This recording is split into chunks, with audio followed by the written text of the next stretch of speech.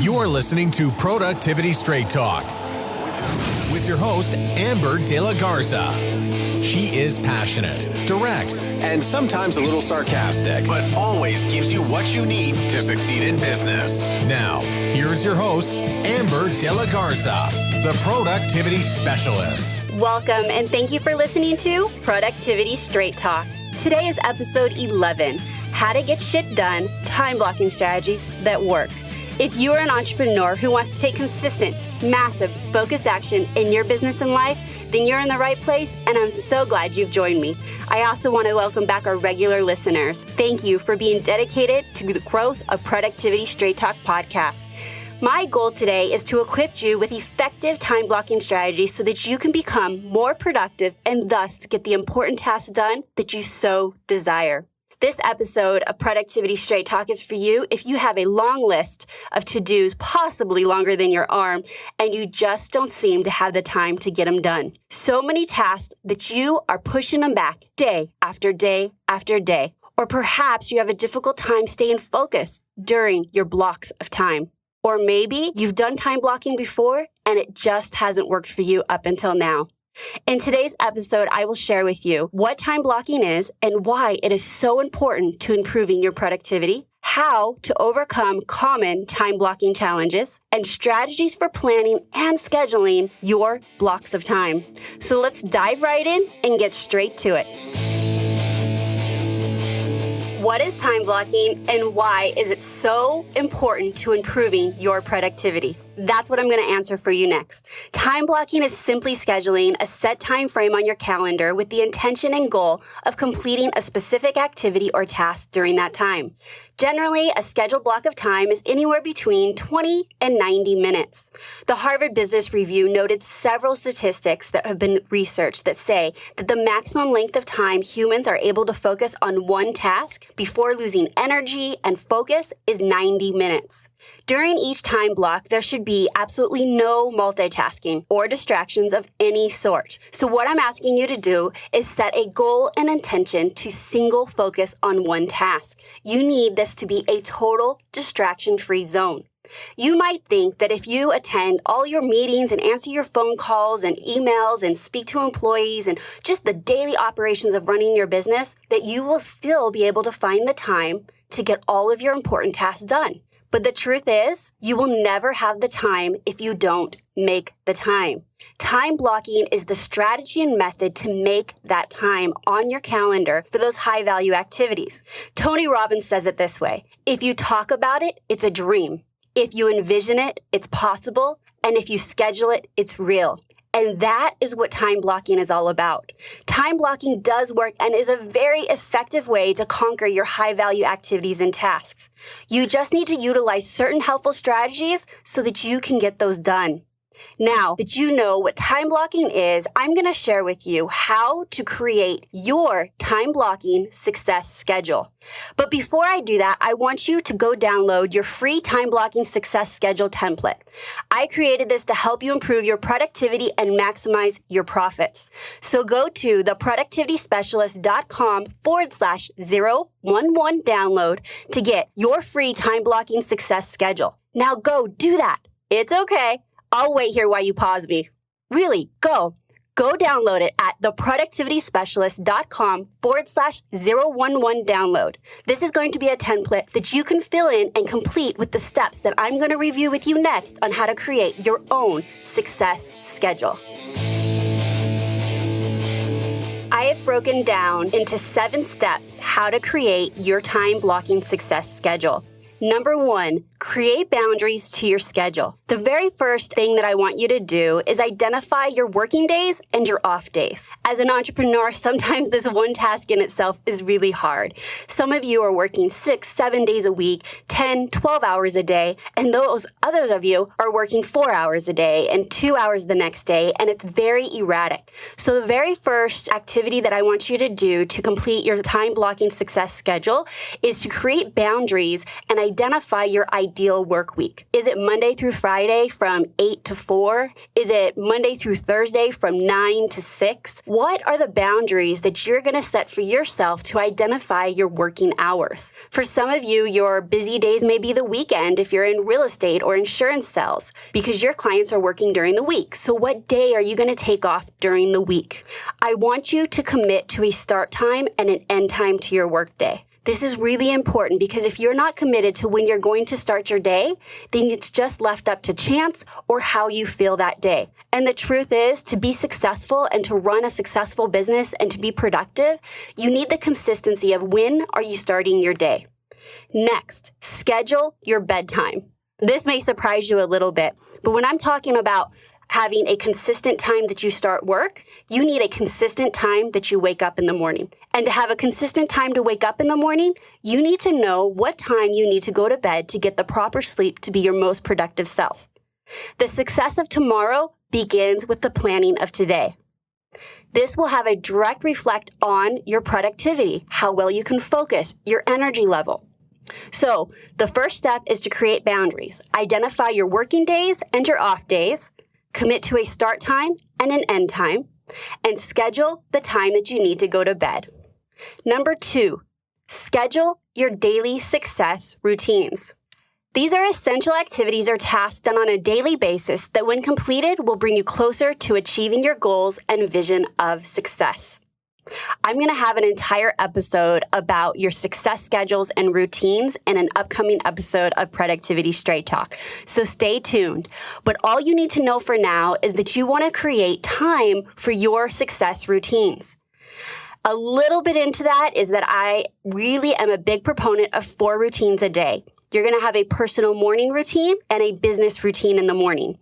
And then you're going to have a business evening routine and a personal evening routine.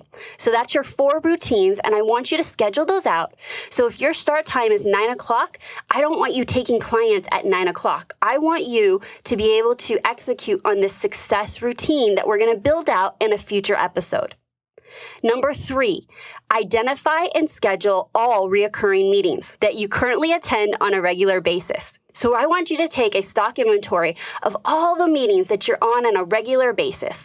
Are there associations and luncheons that you go to? Does your office have a sales meeting?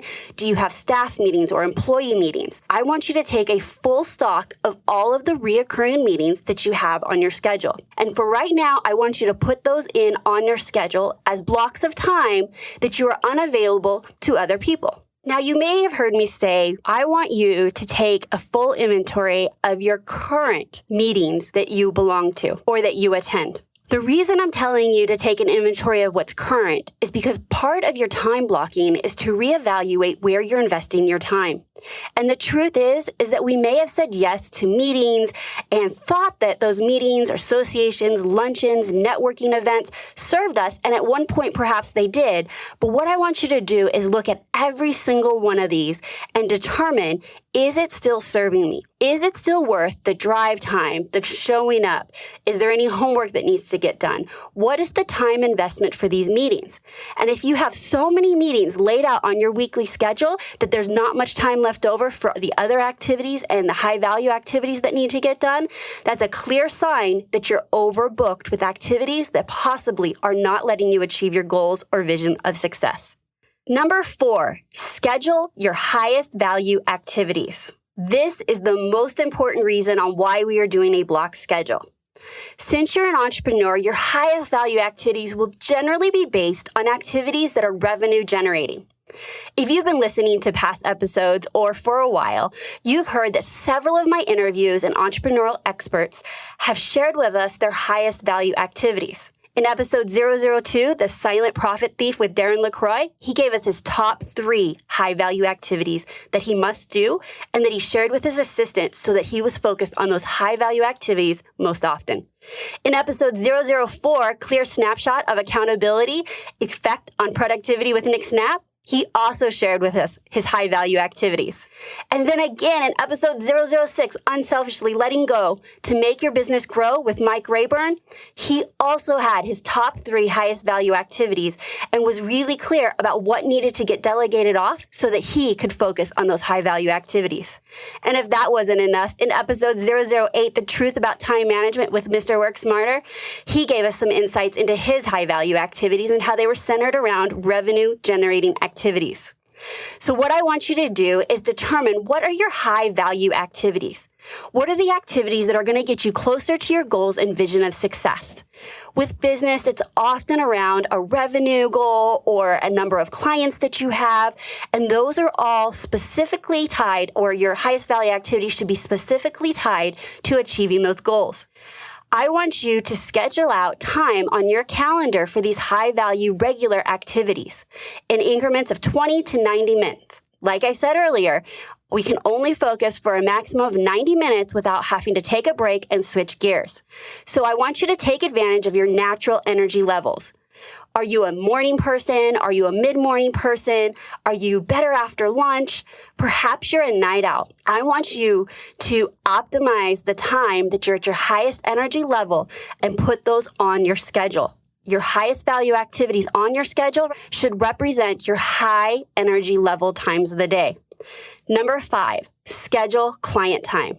I want you to have on your calendar when you're available for client meetings or to work on your client work or to have consultations, discovery calls, whatever that looks like and how you serve your clients. I want that on your calendar, because if you don't get that on your calendar, what's going to happen is because you don't have time saved for that on your calendar as your block schedule, those will always trump getting your projects and high value activities done that maybe don't necessarily have a hard deadline, and you may feel that client work is more important. So be sure to schedule in specific client time so that you can guilt-free work on your high-value activities during those blocks of time. Number 6, schedule planning and review time. The truth is you have to go slow to go fast. And I like to schedule at the end of each day. I call it the 5 daily planning pavers. So I plan my day the night before for the next day. I want that in your schedule. A great place for this is part of your evening routines. We'll go into more of this in a future episode as well, as I plan on talking all about my 5 daily planning pavers and how I plan our day. The next thing that gets on my calendar, and I recommend all of my clients to have on their calendar on a weekly basis, is a weekly review. Your weekly review is going to be your hard stop. It's your review of the week. It's to ask yourself why your week went the way it did. What tasks got done? Did any tasks fall through the cracks? Is there anybody you need to follow up with? I want you to look at your tasks and your calendar, your notes, your emails. I want everything to have a full inventory of what has happened in the week. And then most importantly, once you have all that information, you're going to plan your next week. You're going to be proactively planning a productive week. Now that is just a snippet. And I know I've already said this a couple times, but I bet you can guess I'm going to have an episode all about your weekly planning. Number 7, schedule administrative time. You may be asking, well, why do I put on my calendar administrative time? That doesn't seem like it's the highest value activity. The truth is things like processing emails and general administrative tasks. You know all of those tasks are currently taking up all of your time, right? It's a majority of your time. Administrative tasks are the number one reason why we don't feel like we have enough time to get our high-value tasks done. So if you don't have time carved out specifically for your administrative time, then what happens is your administrative tasks start creeping in and creeping in and creeping in onto your high-value blocked-out time. If you have something that comes up or an email that comes in, you know, if planned later in the day that you have time already carved out to process your emails, then you don't need to jump on it thinking, well, if I don't do it now, when am I going to do it? Just like your bookkeeping or accounting or invoicing clients, doing files or paperwork, all of that is administrative. And if you're not yet to the place where that's outsourced to an assistant or someone else, then those are the very activities that start creeping in and taking over your entire day. So if we have a home for that, we have a blocked out specific time for those activities, then we are more at peace and we know, well, right now it's 9 o'clock and I'm doing my highest value activity. I don't need to worry about X because I'm going to be working on that at 3 o'clock. knowing that, just having that understanding will give you the peace that you don't need to jump and react to everything that comes into you for the day. Okay, so that's what I have for you. It's 7 steps for creating your time blocking success schedule. Number 1, create boundaries to your schedule. Number 2, schedule your daily success routines. Number 3, identify and schedule all reoccurring meetings. Number 4, schedule your highest value activities. Number 5, schedule client time. Number 6, schedule planning and review time. And number 7, schedule administrative time. Those are the 7 steps to creating a full-out success schedule. Next, I'm going to share with you my top 7 success schedule tips. Number 1, do not overschedule when creating your block schedule. This is like going on a crash diet and thinking it's going to last. I want you to work your way up to your perfect success schedule by building up to it. If you have no schedule at all and then you start and you try to block out every minute of every day, the truth is those are habits that need to be built over time and a lot of willpower at first. So if you have no schedule at all, what I want you to do is start with steps 1 and 2. So go back 1 of 2, and I want you to just create, what are your days off?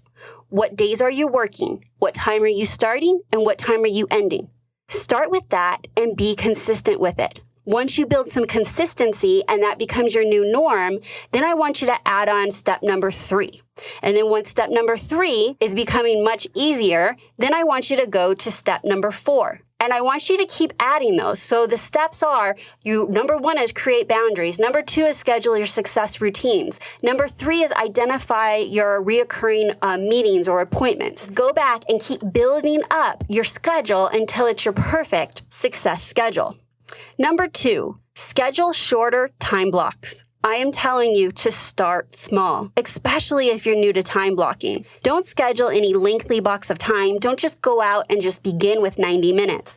If you're not trained and have practiced focusing for a long period of time, then 90 minutes might not be possible for you right out the gate. Start with 20 minutes. Build up and go to 30 minutes. You would likely get distracted, which could prevent you from getting focused work done and getting super frustrated with the block scheduling. You might even start inviting distractions in because your mind will be looking for breaks as it will not yet have been conditioned to stay focused on long periods of time. The truth is you don't become a long distance runner overnight. And so the same is true for long periods of focused work time. It's best to start small and work your way up to longer time blocks.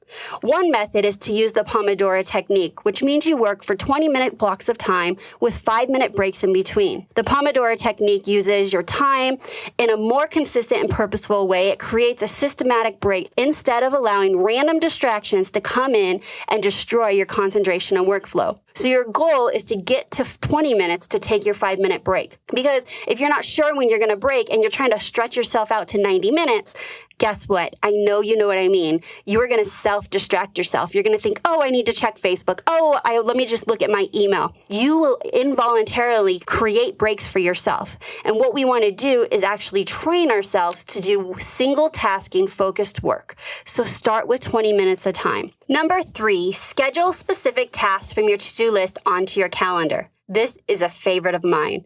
This is another method of time blocking. So if you have a one-time task you're working on or a project that you can break down into smaller specific tasks, what I want you to do is to assign them on your calendar to work on. This is taking your to-do list to a whole new level by assigning not only the day that it needs to get done, but you're assigning a start time and an end time. This is really having so much intention for one task perhaps needs to take 30 minutes.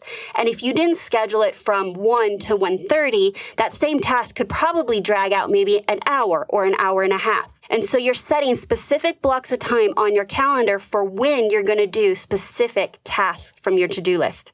I want you to time block important tasks that move your business forward, align with your goals, and make a drastic difference in your business. Again, just like Tony Robbins said, if you don't schedule it, it is not a reality. Number 4, be consistent. I'm going to say this one more time. Success tip number 4 is be consistent.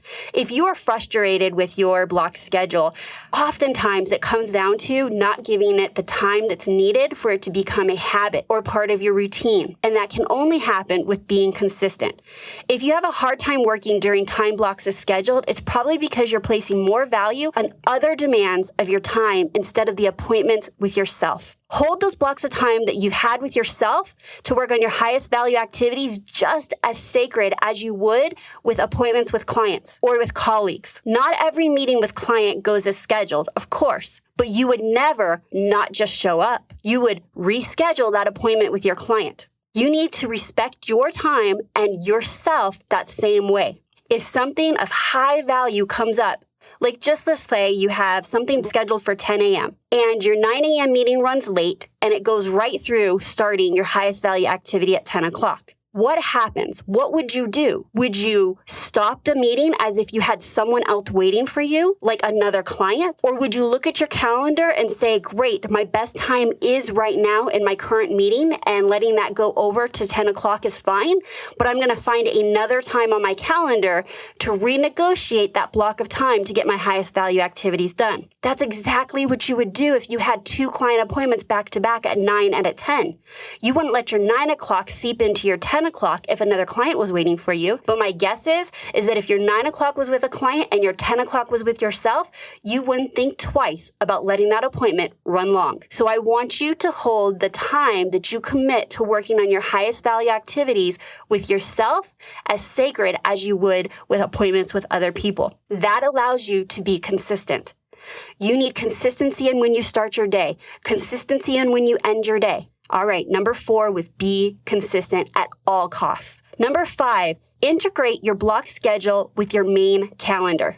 Once you've created your block schedule, I want you to create a second calendar in your Gmail or Outlook or whatever other calendar app that you have. The purpose of this is so that you can have it overlay on your main calendar. I want you to always be looking at your block schedule.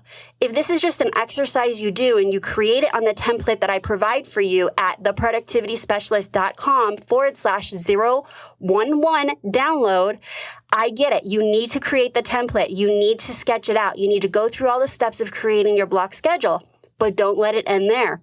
I want you to replicate it onto your calendar so that it overlays and you're making decisions based on what your block schedule dictates. Now, I used to have it overlay on my calendar, but currently I have it actually on my main calendar. And the reason why is because other people have access to my calendar, such as you. If you wanted to sign up for a coaching session or a strategy session or a consultation with me about my services, I use Schedule Once. And so people are able to use that link, go in and find a time that works best for them. Well, that Schedule Once app syncs with my calendar.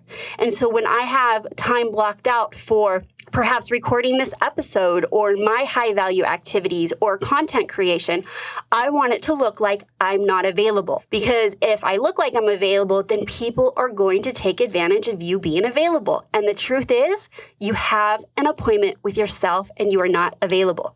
So do one of 2 things. Either create a second calendar and overlay it so that you can make better decisions about the appointments and meetings and how you're investing your time, or create it right on your main calendar so that you're sure to not miss it and others will not double book you. Number 6, schedule according to your body. We talked a little bit about this earlier, but what I want you to know is that the success of your block schedule is so important to you scheduling your highest value activities based on your natural body energy rhythms. Schedule your time blocks based on your body's clock and rhythms so that you optimize your energy to complete your most important tasks. When you have low energy, your willpower and attention span is essentially not there. You don't have any. So if you try to do your highest value concentrated work at 3:30 in the afternoon, it is going to take longer. Your work won't be as effective. You will not be as efficient with that time as whereas if you moved that activity and did it in the morning where you have higher levels, you'd be able to get that same task or activity done in a much shorter amount of time. Each time you are in the middle of working on an important task and reach over to check your social media or open up a new page or surf the net, that's your lack of willpower and energy getting the best of you. You're trying to distract yourself. Schedule your time blocks to work with your natural energy levels and attention span, not against them. So you're lucky, you're an entrepreneur. You get to create your perfect success schedule. Nobody is telling you when you have to do something or when you don't have to do something or what days you have to work. Only you. So you can take advantage of what's unique to you, which is your own body energy rhythms. You also need to obey something called your circadian rhythms. Everybody has an internal clock, and everybody's is different. Some are morning people, some are night people, some feel most energetic right after their first cup of coffee in the morning. You need to feel what's right for you and really get to know you. I personally have been keeping an energy journal recently to be able to fine tune and to realize not just when I have better energy, but what is affecting my energy. So I would journal about my night of sleep. I journal about what I'm eating. I journal about just anything that I feel that could be affecting my energy levels so that I can try and find patterns and also the source of lack of energy and make corrections with that. So that was just a little tip, a little rant going off about how important your energy levels are, but you do want to align your tasks with high energy levels. One of the things that you may have heard me talking about already is that I have lower energy levels, say mid-afternoon. And so I am sure to schedule appointments with other people in the afternoon because I feed off of that energy with other people. I honestly love interacting with people. So if I have low energy and I'm not able to do single focused, concentrated work on my computer with myself, I am able to have a meeting or a consultation or a coaching client during the afternoon and be at my top A game. Number 7, treat your success schedule as a rule, not the exception. Again, treat your success schedule as the rule, not the exception.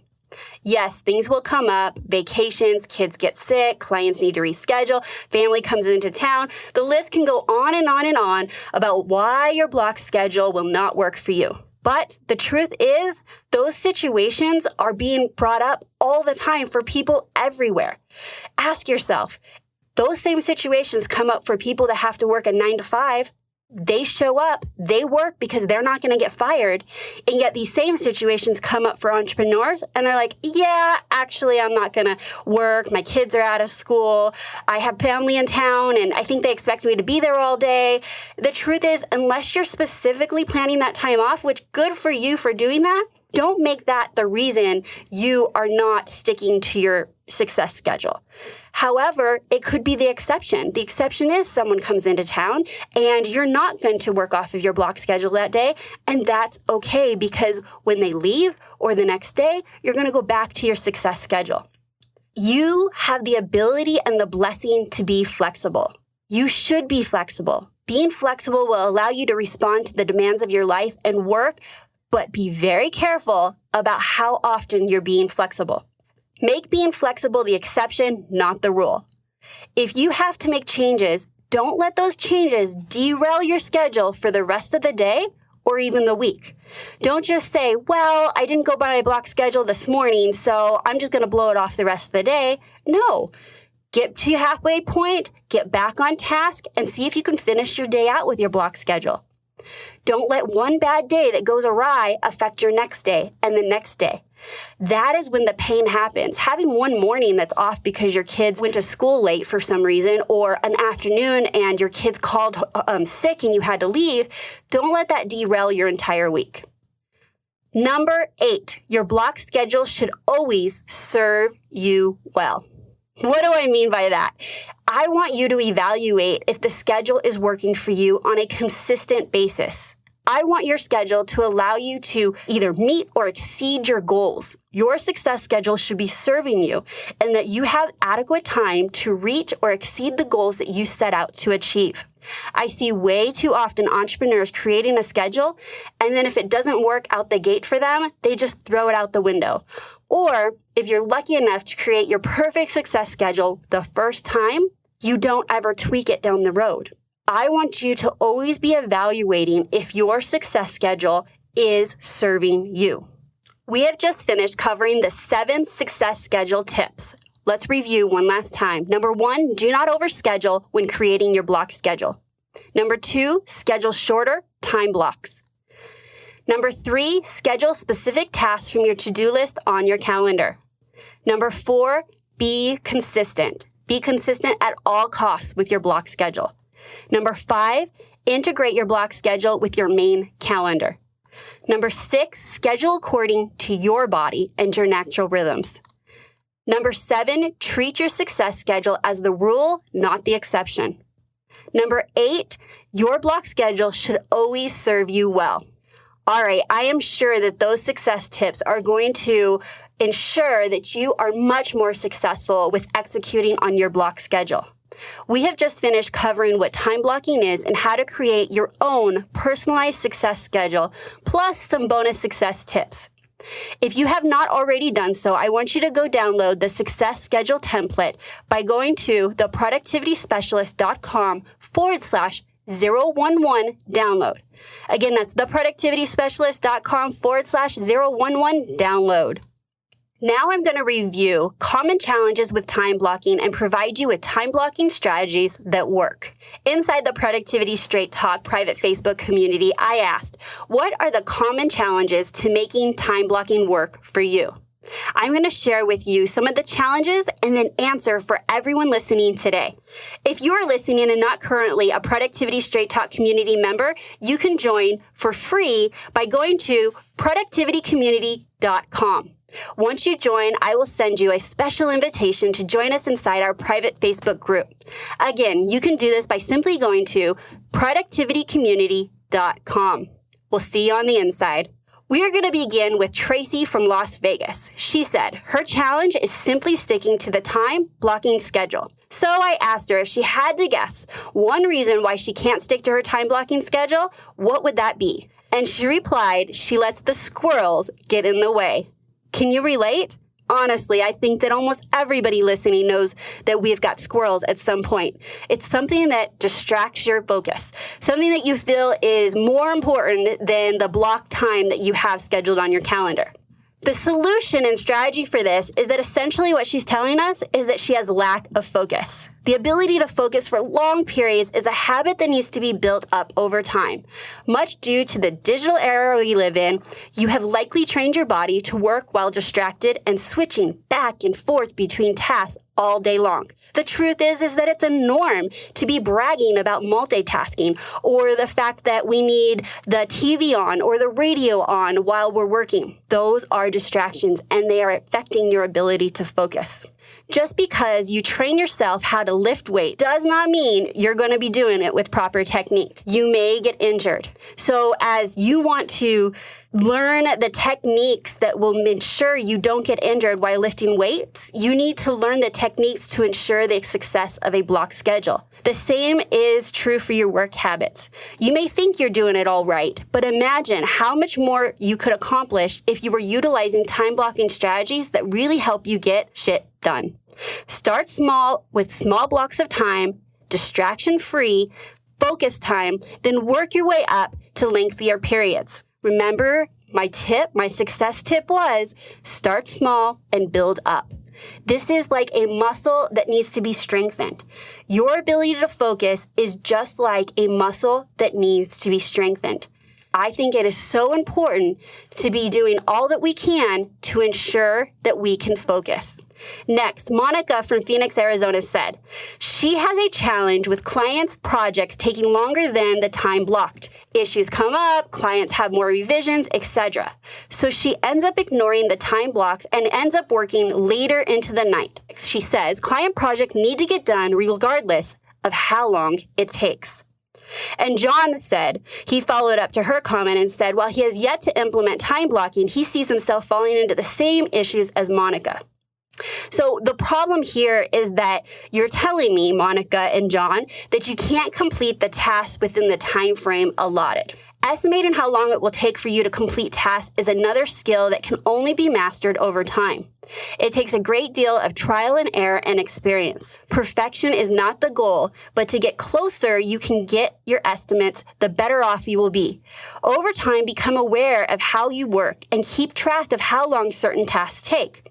You will eventually be able to determine that one kind of task takes approximately 30 minutes, while another could take 90 minutes. What we're doing here and what I'm trying to say is you need to get the feedback on how long specific tasks take. The truth is we all tend to be a little more optimistic, meaning we think we can get more done in less time than it takes. And so I would love for you, Monica, to track your client work. I want you to track the different aspects of the client work so that you can properly schedule out the time during your working day and not letting that bleed out into the rest of your day. There's also something to be said, and we will talk about this a little bit later, but there's something called the Parkinson's Law. And what that says is that the task will expand to the time allotted. And so if you don't have specific times carved out for those specific activities for your clients, they will leak into the night and the weekend and the next day. And so being really clear about what kind of time you intend to dedicate to specific aspects of your business is really important.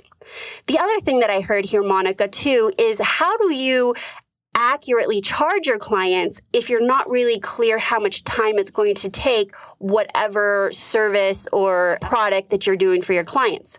I would go back to analyzing the services that you provide to your clients and trying to narrow in how much time and be as accurate as possible. This is going to be good information, not just for the investment of your time, but to also price your service or product correctly. Rick from New Hampshire said he underestimates the length of time needed, but said he has found it helpful to break larger projects into smaller tasks that can be blocked out on a schedule. This is great. He actually gave us the answer within his challenge, which is to plan wisely. You need to plan exactly how you're going to use each time block on your schedule. Don't be vague. Be as specific and concise as possible. Determine your exact intention for each time block and stick to it. Breaking up projects into smaller goals as needed is essential. Time-wise, it might make a little more sense to break larger projects into 3 scheduled 90 blocks of time to complete the entire project if you're able to focus for that length of time. If you can't, then you break it up into 30-minute increments. No matter how long the time block is that you choose, plan out exactly what you are going to do during each of those time blocks. Don't let them just run together. So I wouldn't want to say something like update social media and I'm going to take 90 minutes. I want a specific goal that says I'm going to create 30 posts that will be on Twitter. I want to update the headers on all my social media platforms. I want to update the bio on my social media platforms. I want you to be that specific for each block of time so that you can accurately estimate how much time it's going to take to complete each task. This again falls back to the Parkinson's Law.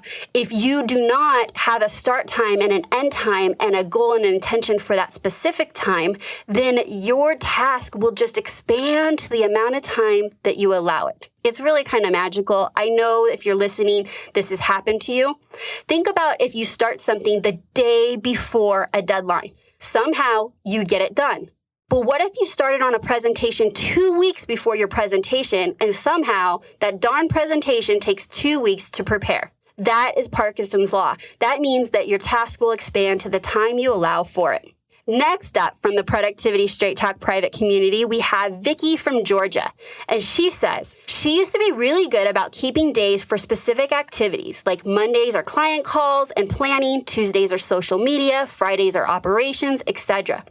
However, different emergencies popped up, business changed direction, and she neglected to get back into that habit. I love this, Vicky. When I read this, I was like, oh my gosh, she's talking about theme days. Vicky is referring to what I call as theme days, the idea that you have each day that you work or during your work week dedicated to an overarching theme to accomplish projects and tasks that relate to that theme. I have theme days that I use as well. So before I share with you mine, let me tell you that theme days will change as your business changes and grows. What my theme days are today are not what my theme days were 6 months ago or a year, because my theme days are around what my current business goals are or the direction in which my business has gone. Just like Viggy, hers changed, and when her business changed or her goals perhaps changed, she didn't go back and tweak her theme days. So if you're using theme days now, go back and evaluate and tweak them. If you're not, take your goals and work backwards, and perhaps you can create some theme days for you. My current theme days are as follows. Mondays are working on my business. So this is on my business, not in my business. The difference is in my business is client tasks and all the things that it takes to actually run the day-to-day operations. Mondays are dedicated to on my business. So these are projects or tasks that are going to move my business forward. I often record my podcasts on Mondays, or I do interviews for my podcasts on Mondays. I also do my NSA tasks. So I'm on the board of directors for the Las Vegas National Speakers Association, and I regularly have tasks that need to get done with my position on that board. And so I have blocked out time in the afternoon on Mondays to get those done. Tuesday, Wednesday, and Thursday are all client days. I schedule my client appointments back to back, Tuesday, Wednesday, and Thursday. So whether they're strategy sessions, consultation appointments about my services, or my one-on-one coaching, or my group coaching, they're all scheduled on Tuesday, Wednesday, and Thursday. Fridays are my weekly review, my power hour, a power lunch, and a strategy creation or review session. All right, so let me break Fridays down for you just a bit. I do my weekly review in the morning. And then I do what's called a power hour. We'll have a whole episode about that. But I take 1 hour, 60 to 90 minutes, and I get done as many of those small little tasks that build up over the week that I didn't find as a priority during the week. Those tasks that, if ignored or not done, become emergencies the next week. So I like to clean off the slate and start my week new. A power lunch is purposely scheduling a lunch to network and to build relationships within the community that I live in, which is Las Vegas. And the next one is my strategy creation and or review. So I am creating strategy for my business. What's coming up next? What do I need to focus on? Maybe I'm reviewing the previous strategy that I created and evaluate how I've made progress and what's next for me. So those are my Fridays. The reason this helps so much is that I know that when planning my week, what activities, tasks, and projects should be assigned to what days of the week. It also helps when we have tasks or activities that only need to be completed weekly and not daily. So what that means is I do not schedule many tasks on Tuesday, Wednesday, and Thursday because I know that I'm going back to back to back with clients. And so I don't want to have a heavy task list on those days, feeling guilty I'm not getting tasks done when what I need to be doing is solely focused on my clients. Also, as tasks come up, I'm able to say, nope, that can wait till Friday during my power hour. Nope, that's more strategy. It can wait till Friday afternoon. Or perhaps something comes up from my podcast or something that has to do with a project that I'm working on my business. That all gets shifted to the next Monday that I'm available. The reason this helps so much is because I like to categorize and be very clear with what my intentions are for the day. This gives me an overall feeling of today I'm solely focused on clients. Today I'm solely focused on moving my business forward. Those theme days have actually really helped my block schedule. So there you have it. I've shared with you what I consider to be the foundational strategies to maximize productivity. No one is responsible for how you invest your time but you. You are not a victim of what happens to your schedule. By executing consistently on your block schedule, you are taking a strong, proactive approach to your success. Why I have loved having you listen to Productivity Straight Talk, I need to be straight with you.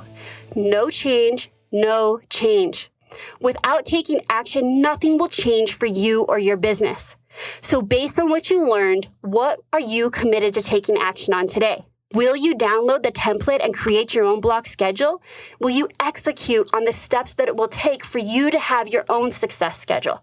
To share your actionables and receive support, guidance, and motivation from entrepreneurs just like you, join us on the inside of Productivity Straight Talk. You can join us by going to productivitycommunity.com. Again, you can join the Productivity Straight Talk private community by going to productivitycommunity.com. Once you sign up and become a member, I will send you a personal invitation to join us on the inside of our Facebook group where we talk and collaborate and support each other. So that's my straight talk for you today. And until next time, have a productive week.